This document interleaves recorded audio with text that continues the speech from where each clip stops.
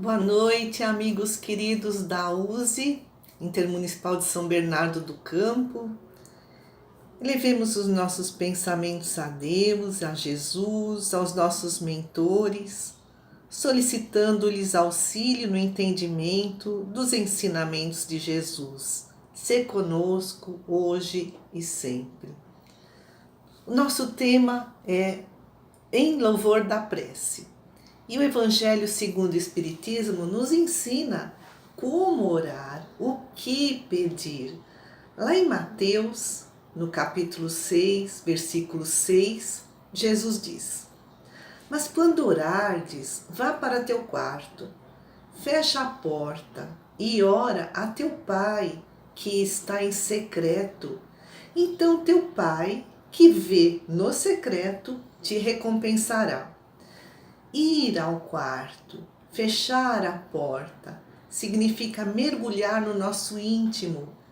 Porque se nós não fecharmos essa porta, continuaremos conectados com esse mundo exterior, com todas as preocupações, as aflições, as distrações, e aí nós correremos um risco de pedir coisas materiais, de ficarmos pedindo a resolução fácil e imediata dos nossos problemas, e não entraremos em sintonia com os planos mais elevados, pedindo inspiração para conquistar paciência, fé, coragem, perseverança. Então, ir para o nosso íntimo é preciso orar com o coração, porque há preces que não passam do céu da boca. É prece feita da boca para fora. Lá no Evangelho segundo o Espiritismo, no capítulo 27, item 4, pedi e obtereis. Jesus também nos ensina, não orem como os hipócritas, que orem em pé nas sinagogas, das ruas para serem vistos. Orem em secreto, porque Deus vê tudo. E Jesus também nos contou a parábola do fariseu e do publicano, né? Ambos oravam no templo e o fariseu estava em pé, né? Para ficar evidente. E ele dizia, graças te dou, meu Deus, porque não sou como os demais homens, né? Ele estava se sentindo superior, que são os ladrões, os injustos, os adúlteros, como é também esse publicano. Então ele já estava julgando. Jejuo 2 vezes por semana e pago o dízimo de tudo que tenho. Então esse fariseu também estava preso aos rituais. Ele não orava de coração. É só, né, da boca para fora. E o publicano não, ele estava longe, lá no cantinho da sinagoga, ele não levantava os olhos, batiam no peito. Meu Deus, sê propício a mim, pecador. Então ele reconhecia suas próprias imperfeições, ele foi humilde e ele não julgou ninguém. E aí Jesus diz que o publicano estava justificado, ou seja, considerado justo, um homem de bem. E Jesus completa essa parábola dizendo, todo aquele que se exalta será humilhado, todo aquele que se humilha será exaltado.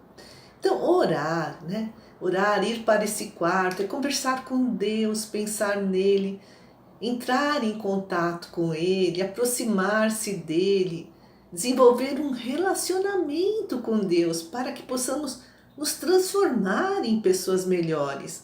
Porque a oração, é como, né, muitos já ouviram, é como uma lâmpada que se acende num quarto escuro e que está bagunçado.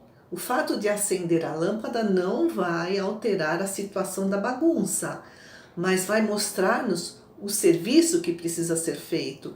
Esse serviço representa a nossa reforma íntima. Emmanuel, lá no livro Palavras da Vida Eterna, psicografado pelo Chico Xavier, nos fala em oração e cooperação. E ele traz uma frase de Mateus, capítulo 6, versículo 6. Mateus diz, ora e labora. E Emmanuel diz assim, se na extinção dos nossos problemas pequeninos, requisitamos o máximo de proteção ao Senhor, quer dizer, a gente fica pedindo o máximo para que Ele resolva os nossos menores problemas, é natural que o Senhor nos peça o mínimo de concurso na supressão dos grandes infortúnios que abatem o próximo, ajudar aos outros, mas nós fazemos o contrário, geralmente. Pedimos muito e damos pouco. Ainda lá no Evangelho segundo o Espiritismo, né? Nesse mesmo capítulo, que fala de pedir e obtereis, os Espíritos nos ensinam a respeito de como orar, do que pedir, né? Então, os Espíritos nos dizem, não é necessário fazer uma prece muito longa, não é pelo muito falar que seremos ouvidos. E ao orar, procuremos antes perdoar aqueles que nos ofenderam, buscar a reconciliação, mas não basta reconhecer o nosso erro, é preciso tentar buscar o ressarcimento, o resgate. Então a prece deve estar aliada às boas obras para que nos libertemos das culpas e que possamos ter tranquilidade. Mas, se nós procuramos ser humildes, procuramos não julgar, procuramos fazer a parte que nos cabe na resolução dos nossos problemas, e mesmo assim as preces não são atendidas. Por que, né, isso acontece? Emmanuel, no livro da Esperança, no capítulo 88, pela psicografia do Chico Xavier, também nos ensina que muitas vezes pedimos proteção. Mas aí, em vez dessa proteção que a gente aguarda, surge a doença, surge a morte, surge o desemprego, surge o acidente. E Emmanuel nos ensina, nos esclarece, a morte poderá estar livrando-nos de sofrimentos insuportáveis no futuro. O desastre poderá estar livrando-nos de calamidades maiores. A deficiência física, as sequelas, poderão estar livrando-nos de futuras quedas morais. A miséria poderá estar livrando-nos do mau uso do dinheiro, dos vícios, do orgulho. Então Emmanuel diz, as dificuldades são defesas aos abusos. Nem aquela historinha que talvez muitos conheçam, que tinha um rapaz diabético. E a diabetes era um freio para que ele se tornasse mais disciplinado. Mas a mãe orou tanto que ele se curou. Mas a partir de então ele se envolveu com más companhias, ele se envolveu com vícios, ele se envolveu com crime e acabou indo para a prisão. E a mãe disse, eu preferia o meu filho com diabetes. Por isso que Emmanuel nos diz, o mal é o bem mal interpretado. Porque nossa visão costuma ser limitada no aqui e agora. Então esse mal, entre aspas, que nos acontece, está nos livrando de desastres maiores, de quedas morais. Lá no Livro dos Espíritos, na questão 663, Allan Kardec pergunta, podem as nossas preces mudar o rumo das nossas provas? E os Espíritos ensinam, há provas que devem ser suportadas até o fim. A prece chama para vós os bons espíritos que vos dão forças para suportá-las com coragem, e elas vos parecem menos duras. É o ajuda-te que o céu te ajudará. Porque Deus faz leis perfeitas, por isso elas são imutáveis. Ele não está lá para atender aos nossos caprichos. Tiago também, no capítulo 4, versículo 3, diz, pedis, mas não recebereis, porque pedis mal.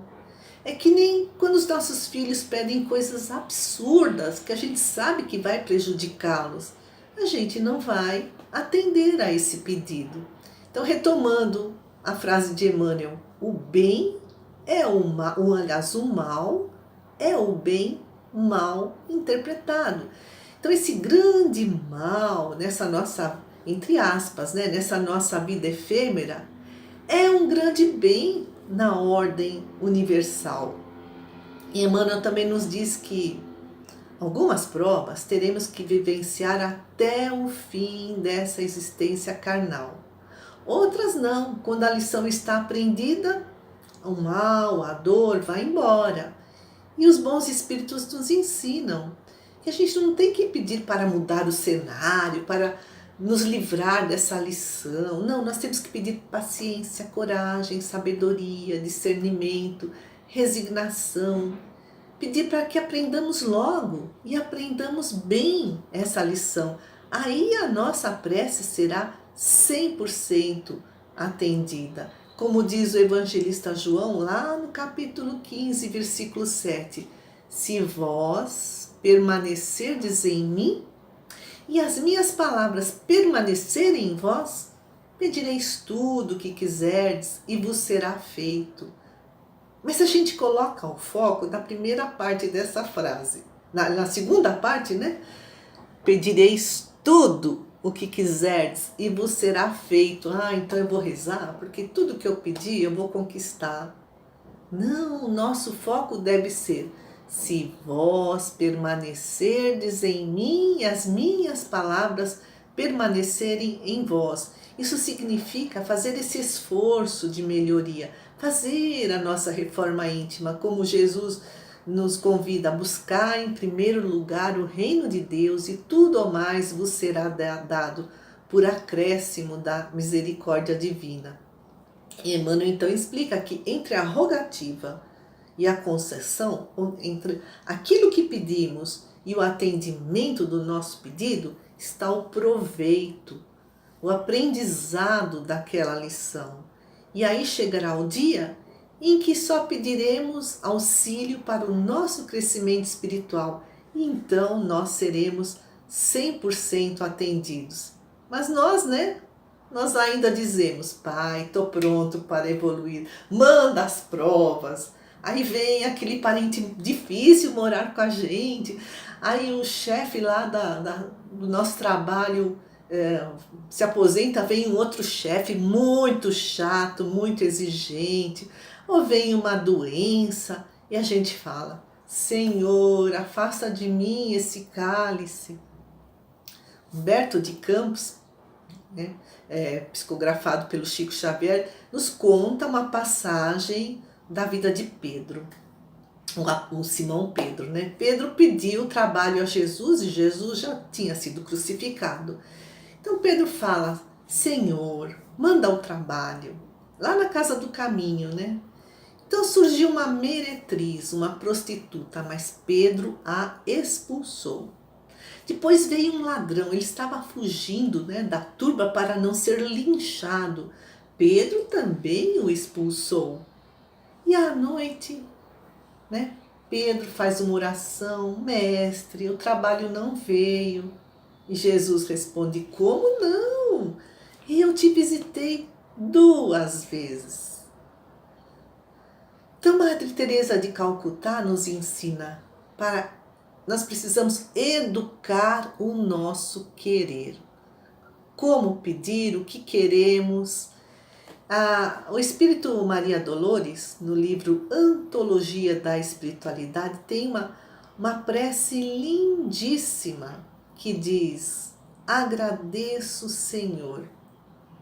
E ela fica aqui como a nossa prece de encerramento.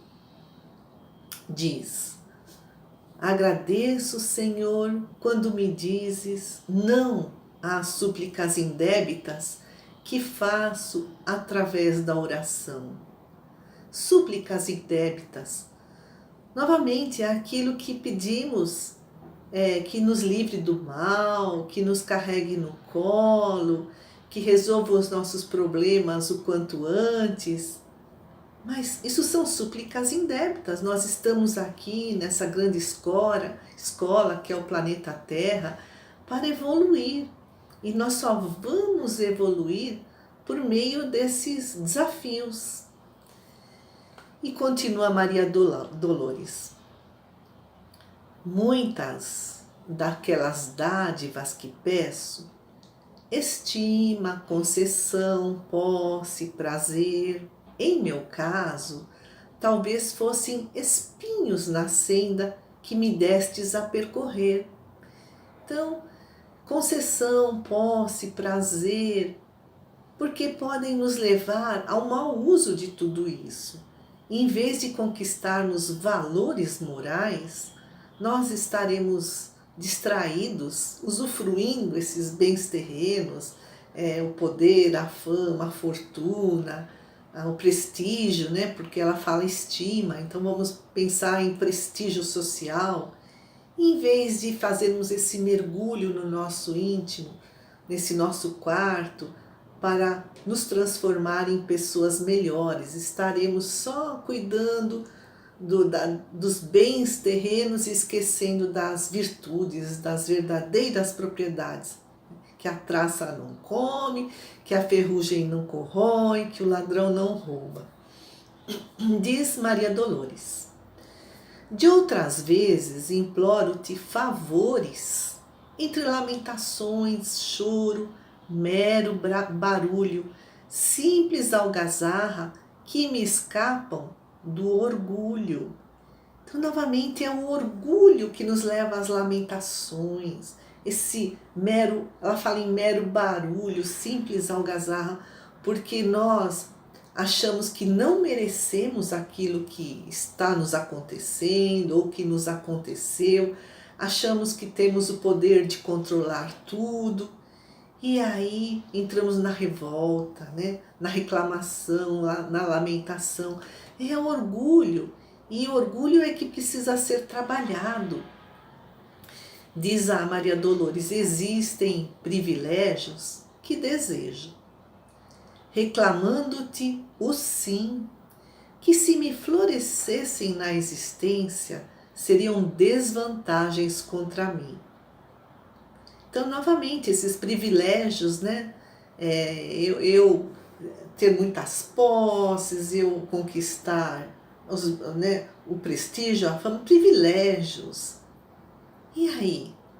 Isso tudo pode ser desvantagem para mim quando mal usado. Será que eu já estou num nível evolutivo suficiente para não fazer mau uso deles? Muitas vezes nós julgamos o outro e não sabemos se nós estivéssemos na situação dele, se não agiríamos da mesma forma ou até pior.